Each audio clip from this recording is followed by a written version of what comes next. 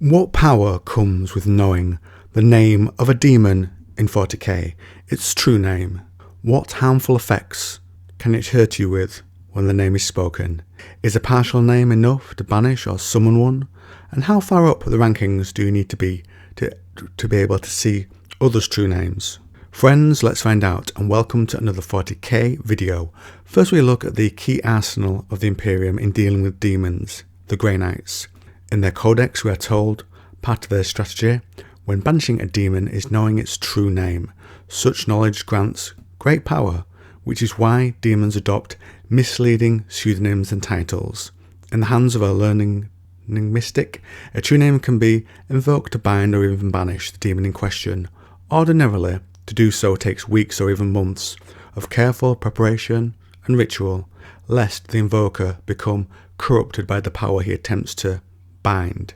Even the lowliest Grey Knight can invoke a true name at a moment's notice, disorientating and weakening his foe and leaving the beast open for a killing strike from a nemesis blade. Some can use a true name to slay the demon's physical form or even cast it back into the warp. To banish a demon in this manner is the closest that the Grey Knights can come to a lasting victory. A demon bodily slain will return to the mortal realm far sooner than one banished body and soul. And alas, if true names are a Grey Knight's surest weapon against the demon, they are also the hardest of all to acquire. A true name is born of the warp, and in the minds of mortal men is shifting and mutable. So it is that in the candlelit chambers of the Grey Knights Augurium, a veritable army of ebon-cowled scribes toil in shadow, endlessly sifting through the visions reported by the chapter's prognosticators, searching for clues to the ever-changing true names. No scribe can be trusted with more than a fragment of a true name, lest he become corrupted by the power it contains. Thus each scintilla of lore is inscribed onto a blessed scroll in sigils of the scribe's own blood. Mirror ink cannot cage such knowledge. Each is then presented for collation and interpretation by one of the chapter's senior librarians, and in turn bound into one of the blessed grimoires within the Sanctum Sanctorum. But the power that comes with names run both ways. A Grey Knight, only on completion of their training, is given a new name. Until then, they are only numbers and not free men. Each name is actually a fragment of magical lore, divined by the labours of the chapter's scribes to act in perfect opposition to the true name of a particular demon. Thus even the Grey Knight's name is a weapon against his hated foe. Like the true names of demons, the auspicious names given to Grey Knights are ever in flux. Nonetheless, some have resurfaced again and again over the millennia, gaining in power just as a specific demon is reborn from the warp. So it is that a Grey Knight's name might have been born by many battle brothers before him. Each name carries with it the history and deed of those who have held it, and amongst demons is a word of great power and terror. There are other examples across the lore.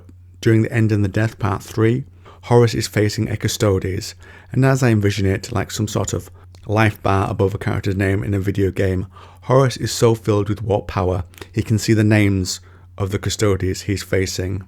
Now within the lore, the Custodes have very long names. They gain them over time. Each additional name they gain is like a list of their deeds. For example, Valdor, quite the active guy, has 932. So when you're about to become another dark god, you can perceive the names of some living beings, as Horus does in that example. And earlier in the End and the Death series, when the Master of Mankind goes onto the Vengeful Spirit to confront Horus, Horus turns the Emperor's Custodes against him.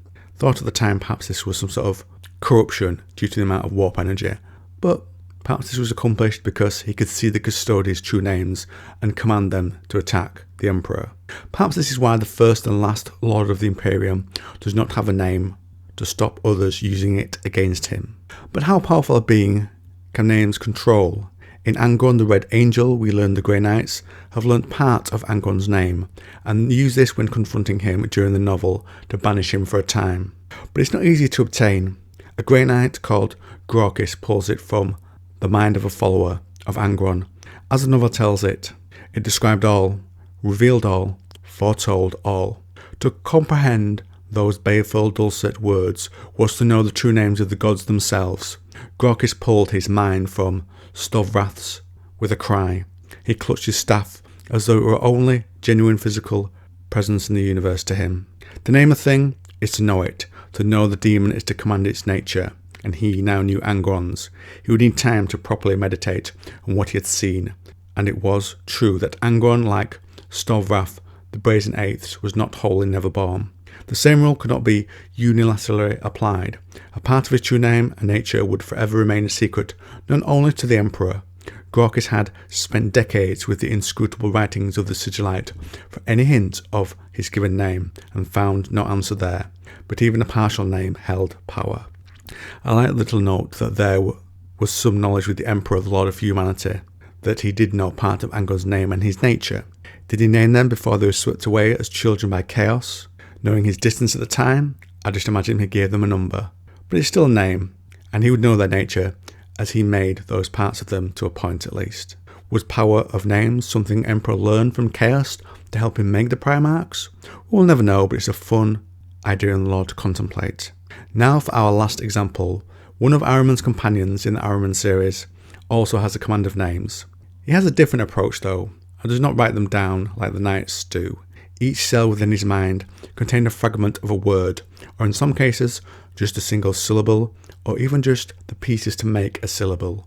Walls of mental strength separated each fragment.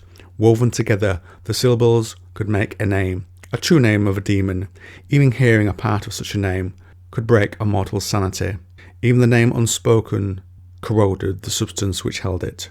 Written in a book, the paper would burn and turn to living, screaming flesh. Cast in metal, that metal would rust, melt, take form and scuttle into shadows. To speak one such name, to use it to summon, bind or dismiss a demon, was to do something both terrible and extraordinary. And this follower of Ahriman had done just that. And not just once, but many times. His mind held thousands of demons' true names, from petty creatures to the greater demon from the highest circles of ruin. His own soul was his grimoire, and his mind was the hand which turned the pages. Very cool order take on demons there, but of course it does have a certain physical detriment to him. And just another idea as we approach the end of the video. Are the names and their power tied to enuncia, the language of creation, in some way? It's possible. Both are hard to say, and as I just mentioned, can damage the user physically. So now friends, I turn things over to you. What other examples are there across the lore? Not included here. I did leave the Fulgrim Perturabo one out, as it showed, I feel, similar examples to some of the others I've given, and I don't like to repeat my things in that sort of way.